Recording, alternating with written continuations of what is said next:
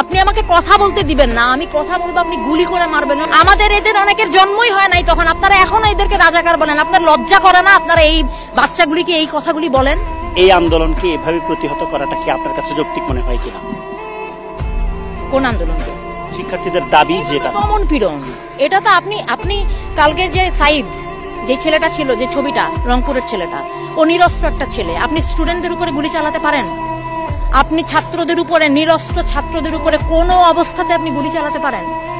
এটার জবাব প্রশাসনকে দিতে হবে। বাংলাদেশের মানুষ এটা জানতে চায় যে আমরা একটা প্রাণের কথা বলবো, একটা দাবি তুলবো। আপনার সেটা পছন্দ না হতে পারে, আপনি বাহাস করেন আমার সাথে।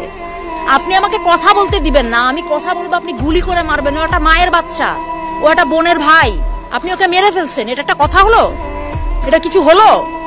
এইটাকে আপনি বলবেন? এইটাকে আপনি স্বাধীনতা বলবেন? আমি কিভাবে আপনি কি এখানে আপনি এই প্রশ্ন তুলবেন যে রাজাকার নাকি কি? এগুলি হচ্ছে আপনারা বহুদিন ধরে এই কার্ড খেলে যাচ্ছেন, মুক্তিযুদ্ধ আর কি। আমাদের এদের অনেকের জন্মই হয় নাই তখন আপনারা এখনো এদেরকে রাজাকার বলেন। আপনার লজ্জা করে না আপনারা এই বাচ্চাগুলিকে এই কথাগুলি বলেন? আপনারা লজ্জা করে না যে কেন এই ছাত্র গোষ্ঠী এরকম একটা আশ্রম? আপনারা কোথায় কিছু একটা ন্যায্যতার, কিছু একটা অধিকারের কথা বললে আপনারা বলেন যে রাজাকার। আরে আশ্চর্য কথাবার্তা! আমার স্বাধীন দেশে আপনি আমাকে, আমি আমার ন্যায্য অধিকারের কথা বলবো, আপনি কথায় কথায় আমার মুখে ছুঁড়ে মারবেন রাজাকার, কথায় কথায় ছুঁড়ে মারবেন রাজাকার। এটা কি ফাইজলামি? এটা বাংলাদেশ, এটা অনেক মানুষ, সাধারণ মানুষ এখানে যুদ্ধ করে স্বাধীন হয়েছে। আপনি সেটা, আপনারা সেই ক্ষেত্রে মুক্তিযুদ্ধ বিরোধী কাজ করেন। যারা কথায় কথায় রাজাকার শব্দটা ব্যবহার করেন, আপনারা নিজেরা আজকে বাংলাদেশের স্বাধীনতার পরিপন্থী মানুষ।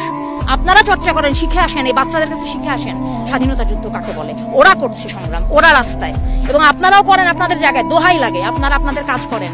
শিক্ষার্থীদের সাথে আমি সম্পূর্ণ একাত্ম। শিক্ষার্থী শুধু না, বাংলাদেশের মানুষের কথা শুনতে হবে আপনাকে। এখানে অনেক ঘটনা ঘটে যাচ্ছে। এটা এইখানে আপনি সেই মুক্তিযুদ্ধ আর রাজাকার নিয়ে পড়ে আছেন, এটা এখানে মানুষের প্রাণের কথা শুনেন। রিক্সাওয়ালারা কয়েকদিন আগে 400 টাকা হলো মরিচের কেজি, সেটা নিয়ে শুনেন। কুড়িগ্রামে বন্যা হচ্ছে, সেটা শুনেন।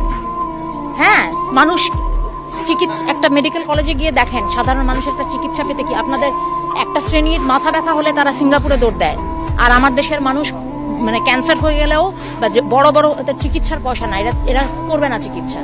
আপনি কি বলেন এটাকে? এটা কি স্বর্গরাজ্য? এটা কি সত্যি তাই এরকম? এটা বাংলাদেশ? এইটাকে আপনি বলেন?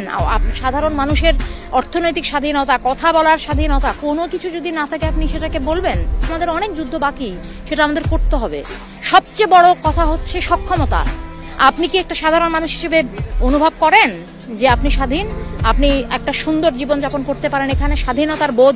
নাকি আপনি প্রত্যেকটা কথা কেটে কেটে বলেন, ভয়ে ভয়ে বলেন? প্রত্যেকটা কথার মধ্যে 100 বার চিন্তা করেন যে এটা বলা যাবে, এটা বলা যাবে না, আপনি তাহলে স্বাধীন না? কেন এটা করতে হবে আমাকে? এইটার জন্য লাখো শহীদ জান দিল, এইটার জন্য এইটাকে আপনি স্বাধীনতা বলেন? আর এইটা যেটা মুক্তিযুদ্ধের পক্ষশক্তি যারা বলে নিজেদেরকে, তারা এখন ক্ষমতায়, তারা ক্ষমতায় থাকা অবস্থায় যদি আমাদের স্বাধীনতার বোধের এই অবস্থা হয়, তাহলে কাকে বিশ্বাস করবেন আপনি? কাজে স্বাধীনতার এখন অনেক বাকি, অনেক স্তরের স্বাধীনতা বাকি। হ্যাঁ, পতাকার স্বাধীনতা এসছে।